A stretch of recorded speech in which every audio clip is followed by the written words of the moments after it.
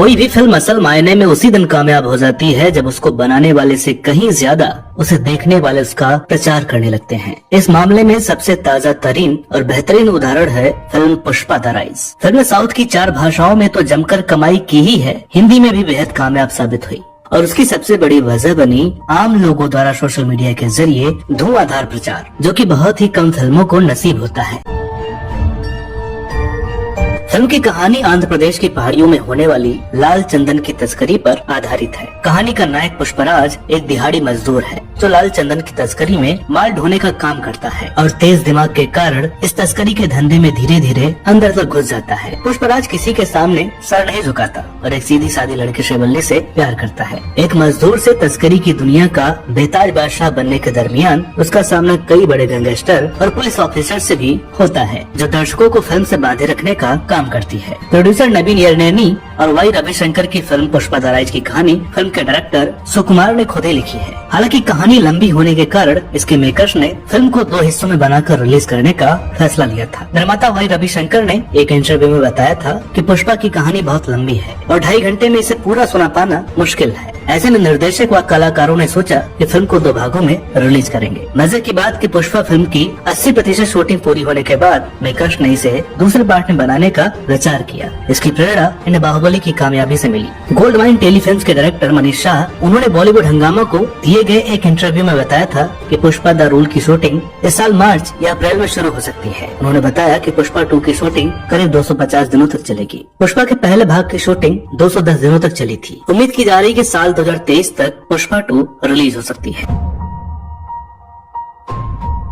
Pushpa film की shooting 210 दिनों तक चली थी, जिसके बारे में बात करते हुए अल्लू अर्जुन ने एक इंटरव्यू में कहा था कि कहने को तो यह सिर्फ एक ही फिल्म है, लेकिन पुष्पा की शूटिंग के दौरान उन्हें एक बार में 4 फिल्में करने की तरह महसूस हुआ था। लाल चंदन की तस्करी पर आधारित इस फिल्म की शूटिंग दक्षिण भारत के कई हिस्सों में की गई थी। फिल्म की मेन शूटिंग आंध्र प्रदेश के फॉरेस्ट विलेज मरेदुमुल्ली में की गई थी, जो कि बेहद ही खूबसूरत है। पुष्पा फिल्म के लिए रोजाना 500 लोगों की जरूरत होती थी और फिल्म की यूनिट को जंगल ले जाने के लिए मेकर्स रोजाना 300 गाड़ियों का इस्तेमाल किया करते थे। बताया जाता है कि फिल्म के एक सीन को फिल्माने के लिए 1500 लोगों को इकट्ठा किया गया था ताकि भीड़ का सीन एकदम ओरिजिनल लगे। यहाँ तक कि एक गाने में भी 1000 लोगों को लेना पड़ा था। दोस्तों, फिल्म में दिखाई गई लाल चंदन की लकड़ी, जो कि एकदम रियल लगती है, दरअसल फाइबर और फॉर्म से बनी हुई थी, जो हजारों की संख्या में बनाई गई थी। फिल्म के आर्ट डिपार्टमेंट में लाल चंदन की लकड़ी के लिए तो छोटी सी फैक्ट्री तक खड़ी कर दी गई थी, जो एकदम रियल लगती है। फिल्म में आर्ट डिपार्टमेंट का काम डिजाइनर मोनिका और रामकृष्ण ने किया था। जंगल में शूटिंग के दौरान मेकर्स को चंदन की तस्करी के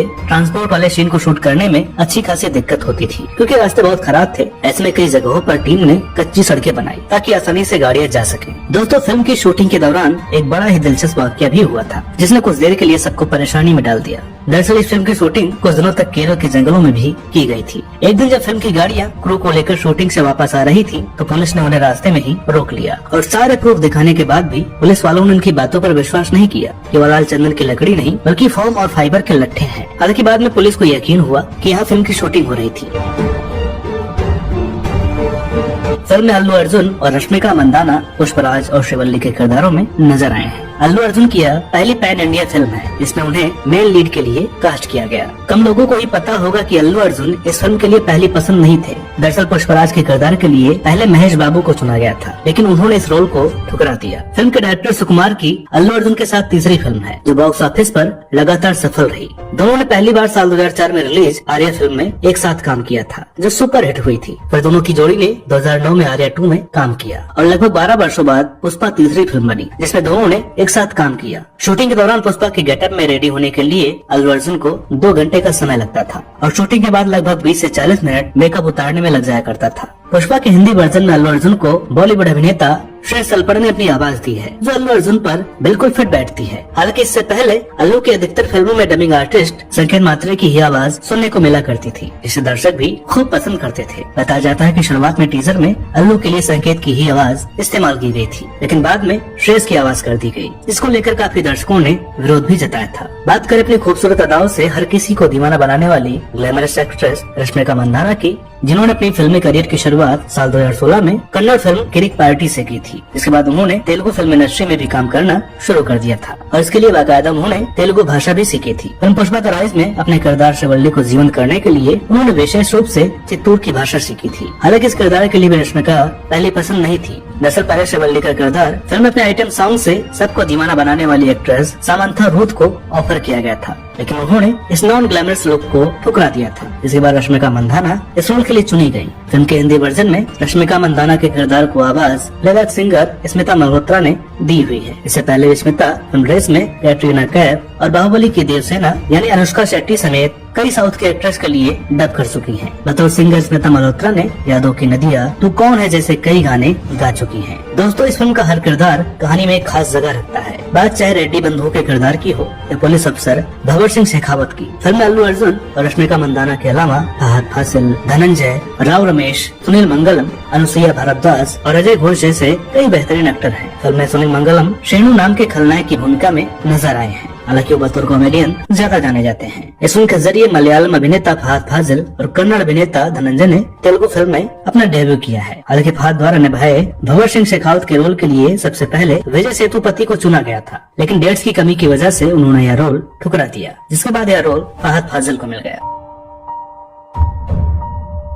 फिल्म की ओर सबका ध्यान खींचने के लिए सामंथा रूथ को एक स्पेशल आइटम सॉन्ग में रखा गया है। बताया जाता है कि आइटम नंबर पहले दिशा पाटनी को ऑफर हुआ था, लेकिन उन्होंने इसे करने से इनकार कर दिया। दिशा पाटनी के अलावा नोरा फतेही को भी यह सॉन्ग ऑफर हुआ था, लेकिन उन्होंने भी इसे करने से मना कर दिया था। दोस्तों, पुष्पा फिल्म का टीजर अप्रैल 2021 में रिलीज हुआ था, जिसे दर्शकों ने बहुत पसंद किया था। निर्माताओं के अनुसार पुष्पा का टीजर टॉलीवुड में 1.5 मिलियन लाइक्स के साथ सबसे अधिक पसंद किया जाने वाला टीजर बनाकर इतिहास रच चुका है।